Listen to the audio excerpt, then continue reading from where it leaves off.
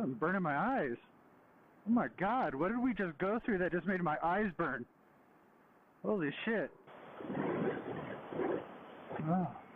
Oh my god. I don't know what that was, but that was burning. That cool air made it feel better.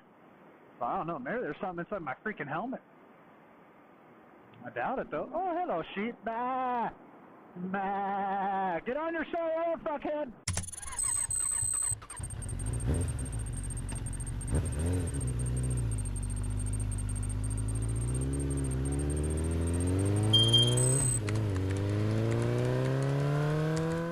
What up, everybody? CruzinMoto here. You know, it's a really, really nice day out. I was sitting at home just being a big old couch potato and wasn't doing crap. So luckily a buddy called me up and he wanted to go riding. So we're going to go ahead and we're going to go ride down Highway 95 this way. The way you would take, say, if you're in California, if you want to go to like Needles or towards Vegas, into Nevada, you would go this. I'm sure there's another way to go, but this is kind of this is the main road most people take, is Highway 95 here in California. But what I'm going to be talking about today is how I got into riding motorcycles. You know, so, and it's actually pretty funny and interesting how it happened. So I have my buddy Jeff. My name is Jeff. And he was looking into pocket bikes and stuff. So at first it was like these like ramped up scooters he was looking into or whatever, but they were too much. Like he wanted to make a custom one and all that jazz and stuff. But you know, we started looking at pocket bikes and stuff, and we found a website on the internet and everything that sold them. That was here in California and everything, and this fool got one. So I was like, well, that's interesting. He wanted me to get one, but I was like, I don't know about spending 300 something bucks, you know, right away for this tiny little bike or whatever. It's like, where are we going to ride it out here? Because we can't ride it in the streets in town, in the city, because the cops will get pissed off and take it, whatnot, right? So he gets his bike, right, a few weeks later, brings it over to the house, and he wants me to try it out first because he's a big old fat. He's not really fat. He's just he's a little bigger than me, or you know, weight wise. What would I say, weight wise? He weighs more than me, and he wanted me to get on it because we're about I'd say 40 pound difference in weight between the two of us, and you know, so he wanted me to get on it and test it out. And oh my God, that little pocket bike was the shit. You know, the only thing that was weird is that you had to sit all funky and everything. It was real funky sitting on it, but that thing was pretty legit. That bike, that little pocket bike, being a little 49cc bike, freaking two-stroke bike, freaking, that thing was awesome, man. It did like 35 miles an hour. Freaking, you know, we went out pretty far out, you know, after, you know, we took his bike out and he was like, blah, blah, blah, blah. But anyways, we took his bike out to way out towards like some of the farmland where we wouldn't bother nobody because the little thing's loud as hell. We went out there and I rode on around it for a little while, and I ended up freaking getting one. You know, so me and him, we would take our little pocket bikes out, way out to the farmlands out there. We're not going to bother nobody, and we'd go ride these things, you know. So it started with that, and then, you know, after we played around with those for about a month or two, just having some fun, you know, whatever, my buddy went and he sold his, and he took the money from that and some extra cash he had, and he went and bought a Honda Rebel motorcycle, a little 250. He went and got one of those. So I was like, well, shit. I was like, he's like, now you got to sell that and get yourself a bike, man. I'm like, okay, whatever. I was like, sure, I guess you just made me waste my money on this. Now 2 months later, you want me to get an actual motorcycle. So I was like, okay. So, you know, I looked around on Craigslist and whatnot, first time motorcycle buyer. This is 2 years ago. And I go on there and I find a Honda Nighthawk 250. That bike was actually pretty legit. It was kind of like a sport bike and a Harley had a baby, you know, kind of deal. Like the front end said like, you know, Harley or whatever, but the fairing bearings on it, said crotch rocket, but it wasn't anything. I'll post a picture like right here or whatever, so you can see what it looks like. And but the bike was pretty cool. Yeah, I got screwed on the price on it, because yeah, I wasn't really thinking. I figured $1,300 was a good deal for this bike. It had, I think it was only 1,500 miles on it.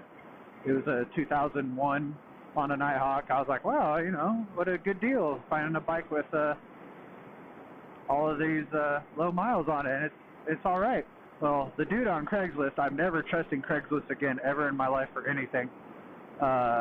He took the pictures just so perfect that you couldn't see any of the damage. No, you couldn't see the damage to the left exhaust.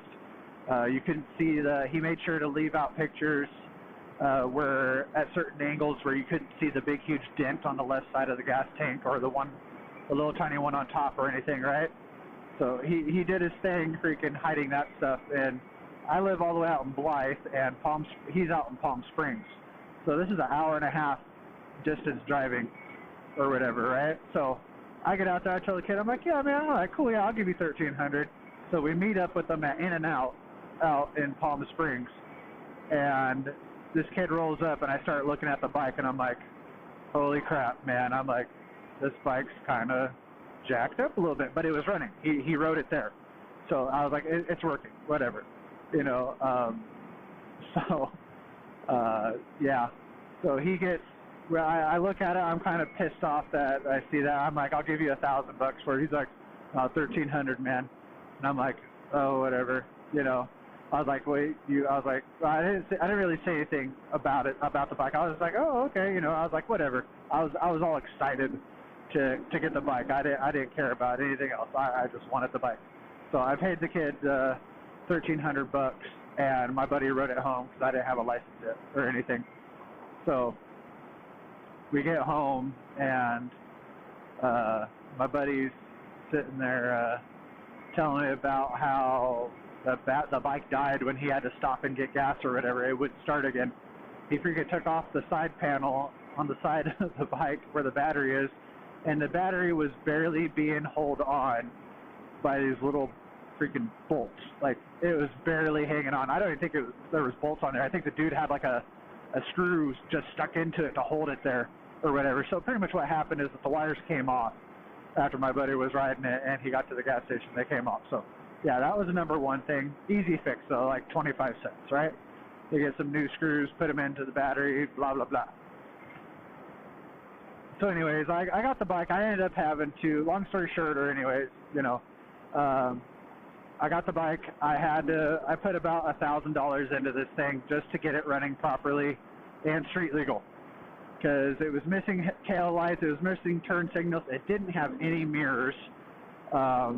You know, I had to get the left exhaust fixed because I guess the kid had freaking ran into something or whatever, and it pushed the left exhaust forward into the motor where it punched a hole into the exhaust, into the header. So you know, yeah, that lost a little compression. Bike wasn't running as great as it's supposed to, whatnot. So yeah, I was kind of mad about that. So I put about $1,000 in to fix the bike, got it running good, you know, but it was a 250. It wasn't that great. I rode that thing around for about 9 months. You know, it couldn't break 85 miles per hour unless I was like going downhill or whatever. So yeah, let's just say when I still had that, my buddy, he ended up selling his Rebel, and he ended up getting an 883 Harley or whatever. So he went to a bigger bike and everything. So there's that. And then, you know, so I was like, oh shit. So I ended up selling my bike for $1,000, whatnot, and I ended up getting this upgraded to this thing. Eee! Boy's crazy riding without no gear on. Squid. But anyways, yeah, so sitting there, I want to make sure I'm even recording. Yes, I am. All right. But, you know, so I sell that bike, I get this one. And, you know, I've had this bike for 11 months, and I'd actually like to say that today I have paid this bike off. It is officially mine. I don't owe a damn dime on this thing anymore. It's so freaking awesome. It's all mine. And, you know, so that's another cool thing. But yeah, but that's pretty much how I got into riding motorcycles, was that whole story I just gave you, you know. So, but, you know, I'm going to be upgrading hopefully here next month. I'm going to be riding out to Palm Springs or somewhere and be trading this bike in, or I'm going to just try to sell it locally and try to get more money for it than I would for a trade-in, because they like to Jew you on trade-ins. So I'm going to do that, and I'm going to go for the Kawasaki 636 is what I think I'm going to go for, and all that. So get a Super Sport finally. That'll be fun to have. That way I can have a little more get up and go, and I can keep up with my friends here, because they all ride Super Sports, you know, 600 cc's and everything. So it'll be fun to be able to keep up with them, and I'll be able to do wheelies easier, like way easier. You know, because this bike, it's I can do wheelies in it, but it's only first gear, and you know, that's about all it's got. You know, can't do any wheelies in second gear. There's no high wheel wheelies on this bike at all. Ain't happening. Not enough power, and it's not geared the same as the other bikes. But yeah, so that's gonna go ahead and be my story there on how I got into riding motorcycles or whatever. So I hope I have many years ahead of me of riding motorcycles and many more bikes. I can't wait till I get really old and end up getting a Harley for you know, me and the wife to cruise around on when it, you know, comes that time or whatever. So I'm gonna go ahead and leave you guys here. I'll come back when we get around to some of the turns and some of the fun stuff, but I don't know, we're just kind of cruising it, so I don't know if we're gonna get all hooligan and whatnot and, you know, kill it on this road, because Highway Patrol is on this thing all the time, and I don't feel like getting a ticket. So other than that, guys, this is CruzinMoto. You all have a great day. Ride safe. Make sure you smash that like button and subscribe and everything, and I will see you next time. Peace out, guys. Later.